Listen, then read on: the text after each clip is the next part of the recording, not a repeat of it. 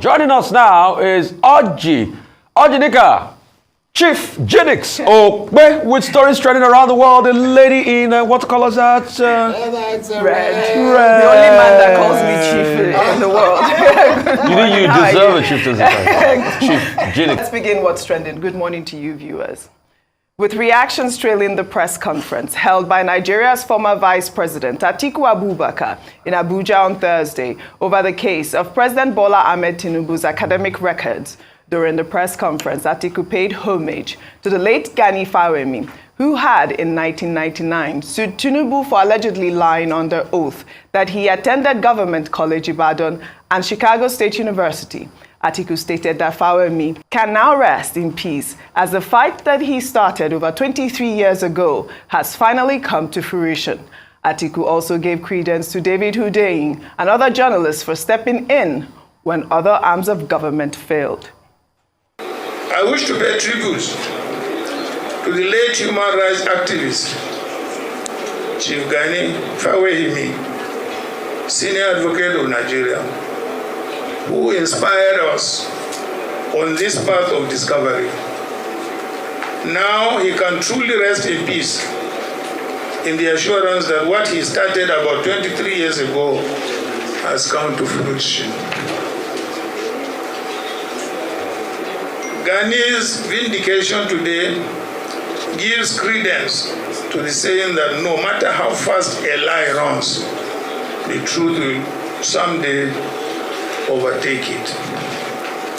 From exposing the Watergate scandal and unraveling the dubious certificates of politicians, journalists have maintained eternal vigilance by bridging the gap and stepping in when other arms of government failed.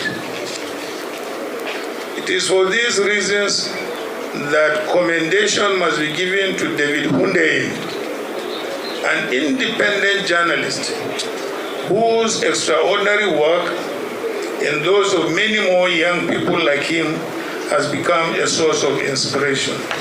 All right, let's take some reactions. This is from Bayo Ononuga. His caption reads, "Yet again, Atiku Abubakar beats his tattered drum of shame. The All Progressives Congress is unfazed by the press conference addressed by former Vice President and candidate of the People's Democratic Party, Atiku Abubakar, earlier today. The press conference lacked purpose and delivered nothing except for the pitiful regurgitation of lies, mindless distortion, and deliberate falsehood in his infantile obsession with the academic record of Bola Ahmed Tinubu, President and Commander-in-Chief of the Armed Forces of the Federal Republic of Nigeria. We believe Atiku should have known better than to demonstrate gross contempt of the highest court by making public comments on the matter that he has submitted to the court for adjudication. The major takeaway from his Yaradua Center show, especially at question time, was that Atiku harbors deep animosity towards Tinibu, whom he believes was responsible for his electoral woes in 2007, 2015, 2019, and this year. Well, Mr. Ononuga went further to provide details of the deposition by Caleb Westberg, the registered witness of the Chicago State University, some of which we have already discussed here. Let me take his 7th point. He made about 7. By Ononuga wrote again, "There is also no part of Mr. Westberg's deposition where he said that the certificate President Bola Ahmed Tinubu presented to INEC for his election is fake or forged. All the insinuations and innuendos in this regard are pure mischief and should be disregarded. President Tinubu could not have forged a university degree he honorably earned because there is no advantage to derive from such and no incentive to do so." Well, Kalu, counsel to Atiku Abubakar during the press conference on Thursday, claimed that the findings from the deposition at the U.S. court showed that President Bola Ahmed Tinubu forged the certificates he presented to INEC. He also stated that there is a discrepancy in the name written on the National Youth Service Corps certificate submitted by President Bola Ahmed Tinubu to the Independent National Electoral Commission.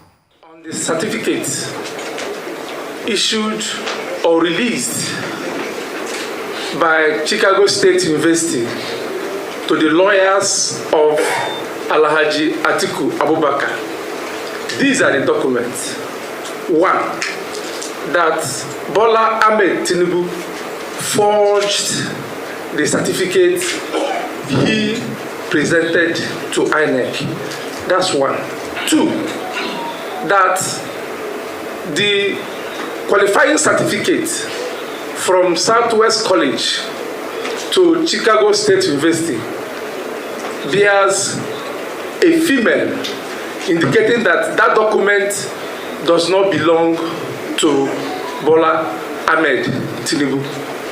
Three, the Chicago State University admission application form has a claim that Bola Ahmed Tinibu attended Government College, Lagos, and graduated in 1970, when indeed the school was established in 1974. The same document has it that the owner of that document is a black American, and the document Bola Ahmed Tinibu submitted to INEC, he denied having dual citizenship, which means it does not belong to him. Then, the same document, oral deposition, says that the A, Bola A. Tinibu, is Ahmed, but the NYSC certificate Bola Ahmed Tinibu submitted to INEC has Adekunle. I don't know where the Adekunle and the Ahmed emerged from. All right, this lawyer's revelation, more revelation, caused a lot of reactions. You know now, social media is not going to rest when they hear that.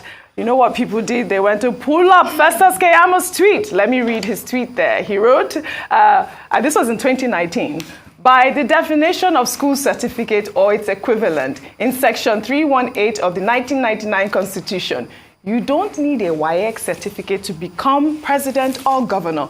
But if you present a forged WAEC or other certificate to INEC for any office, you will be disqualified. Well, in response to Keyamo, Daniel Boala wrote, all the factual and legal points that Festus Keyamo raised and argued about Tinubu's certificate forgery from High Court to Supreme Court are the points haunting Tinubu's legitimacy today. All the tweets that Festus Keyamo made in 2019 to defend Buhari's certificate are the tweets killing Tinubu's defenses today. Keyamo to Tinubu is what Maguire is to Man United. Didn't I tell you?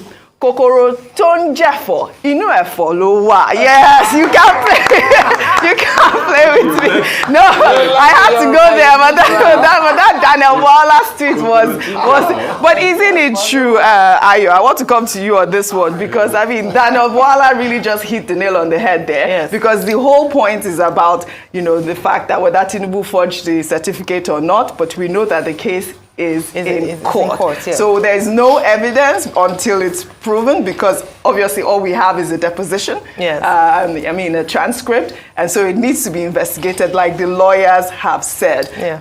Ayo. Wow, so many things. A busy day yesterday. I don't even know where to start Yes. from. We've had, quite a detailed conversation, as you alluded to, when we were speaking about this story. But to Chief Bayo Ononuga's tweet, and Mr. Festus Keyamo's old tweet. By the way, they say he's been quite quiet. Maybe his ministry must be very tasking. Oh, he's going to come with a tweet, don't worry. Because we haven't heard a lot from him. The only thing we can see are his old tweets. He hasn't responded, and it is very unlike him. Yes. So I have to mention that. Yeah. Usually he's very quick to respond. But on the issue on ground, yesterday's press conference gave the Atiku camp an opportunity for the first time himself, that's Waziri Abubakar Atiku, to speak to these issues.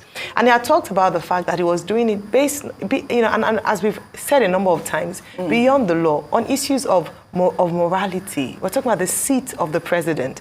It ought to be honorable. So Yes. for the sake of truth, and because the Nigerian people deserve to know the truth, this has to be pursued till the very end. And in his own estimation, the very end is until the Supreme Court rules, right? Now, Mr. Festus Keyamo saying that his tweet about, a former tweet, just demonstrates again to us that it depends on which side of the divide you're sitting Absolutely. on. That's what then makes your that makes what you tilt towards. He says that he has given us the definition clearly. And so except he wants to go against what he says he made a mistake or he didn't interpret the law properly, he has already answered the question for APC. Yes. Now, another thing is that I want to talk to the insinuations and innuendos that Chief Bayo Onanuga spoke about. And that's why it's clear to say there are insinuations as well from the other camp in terms of parties stating that, oh, the certificate was gotten from third party. When there's nothing, absolutely nothing like that in the deposition. Yes, that has to be I showed clear. you guys. I actually did go to the Chicago State University. Yes, you and can yesterday. you can click on the link there and you can order your diploma online. So just to mention that we need to well. debunk that because that news has, a lot of people are quoting it, it's been going on and that they have taken it as the truth. It is it's not, it doesn't exist at all. So just to mention that in eras of insinuations and innuendos, they themselves must be careful to not give insinuations and innuendos around the fact of the matter and just present facts to the people. At the end of the day, like you said, Oji, the Supreme Court will rule. But what is important to Nigerians is that the truth has to be said. Yes. Irrespective of the outcome, the truth ought to be said. Yes. It is important. Let's call it yo-yoing. It's a distraction. It's not a distraction. This is critical matter. Absolutely. Whatever happens, it has international impact for Nigeria. Yes. It has impact on even our younger people. Who are examples? What do we see in terms of people whether having real certificates or not, who are in power? Truly a subject of national importance. But I want to go back on that fact of going to Chicago State University to get your degree. I want to take a story before I come to you, Rufai. In the meantime, a short clip where President Bola Ahmed Tinibu addressed an elite audience at the Chatham House in London in December last year, in which he confirmed that Chicago State University provided him with an original copy of his certificate. Is making the rounds on social media. Let's take a look. I've had a very good exposure in life. My record is consistent. And the school and the university, they question. They now confessed that they wasted their money and their time. Equally, it remains the same. Deloitte, Chicago State University, where I graduated, has attested to that. Now I can announce that I've received my original replacement degree certificate from them. The Deloitte trained me as an accounting firm. Mobile has attested to my record, a standing record. I got to the pinnacle of my career. And the private sector, who among them can brag about that? All right, Rufai, that was last year in 2022. He says that he received his original degree certificate from Chicago State University. Oji, it is sad at a time like this, I have to do my job as a journalist. When I'm a journalist, I stick to the truth. In fact-checking all what the president has said, they're all false. As we speak, Chicago State in that deposition said nothing of such. In fact, it was the replacement certificate they gave Enahoro Eba. It is Enahoro Eba that has that replacement certificate, not the president. That statement, false. Second statement, Deloitte. He said if you go and check Deloitte, Deloitte was subpoenaed by Enahoro Eba and they said they don't know anybody in the fashion of the president. The statement again, false. What's the other thing he said there as regards, I think it was just only those two claims. Everything was false, what he said in that. I'm sorry I have to do this, but I have to do my job as a journalist by fact-checking. It's not of the truth at all. Okay, Rufai, I have to make it clear though. We have to be sure, because at the end of the day, like I said earlier, the case has to be investigated. And this comment we're making, wait, let me just say, this comment we're making is a statement that was made by Westberg, who is the witness at the Chicago State University. So he just made those statements, so we need to be factual in terms of comparing those and doing the investigation and making sure that he's been found guilty of forgery. I understand and I appreciate what you said, but based on the evidence we have at hand, yes, and I'll give you factual analysis. Enaro Eba subpoenaed Deloitte. Let me check for that. I think I have to read verbatim. September 20, 2022 is a response to Leigh, Essenberg and Franklin Limited. Attention, Matthew J. Calls. That was the lawyer through which Enaro Eba subpoenaed. This is with Deloitte's logo. And it said Deloitte LLP, 30 Rockefeller Plaza, New York. He said, Dear Mr. Qualls, we released a subpoena dated 16th September 2022 seeking employment record for Bola Ahmed Tinubu, SSN 059 DOB. Please be advised that we have no record of Bola Ahmed Tinubu in our systems, and we have no such employment records for them. And this is Deloitte? Yeah, this is Deloitte. Okay. Signed by Tish Negron, senior legal specialist. These were part of the documents in the deposition by Enaro Eba. So that's from the context at which I gave you facts that you gave for the me matter. those comments. But in all of this, let's wait for the court, to be able to rule as regards all of this. There's been many discrepancies across both sides. And I also want to say for the opt-in time, there was in no place in the deposition that a third party was mentioned as granting certificates in that deposition by CSU. We have to reiterate that because we have a right to inform our audience. Absolutely. And on this network, the facts lead. So that's why when I made a claim just now, I brought out the facts. Good. Second claim I made as regards CSU, I brought out the fact by saying it is with Enaro Eba, and it was also written clearly in the deposition. Yeah, so I mean, in all of this, at the end of the day, Kayode, the Nigerian public want to know the truth, whether or not our president forged his certificate quickly, so we can take our final story. Well, for me, I would end with what I started with, which is Nigerians, especially our young people, say my truth, your truth, they're different, but the bottom line is there is a truth that is consistent. Right. There are truths that you can point to from those who are members of APC, including the one that we had on the show this morning, that they're saying the truth. Did he attend the university or not? Even the school confirmed that he attended, and that is the truth. And they can hold on to that and say, for that reason, nobody should raise any other issue. On the other hand, the other issue is the document. Was it emanating from the institution that is called CSU? Well, the CSU said it is not from them. It's not from them. So whether you now want to call it fake or forged or fraudulent or any other name, that is going to be the court that makes the final decision on it, and that is somebody's truth. So we have to find which one is the absolute truth that is incontrovertible. Yes. Right. All right. We don't have much time, but I also wanted to raise that point Atiku made earlier when he, praised Gani Fawehinmi. I thought that was such an important point that he made because obviously this case has been going on for years, and we're hoping that we're going to see the end of it sooner than later. Again, may he so rest in peace. Gani Fawehinmi was a great addition to our Nigerian history. Well, all right. We'll take our final story.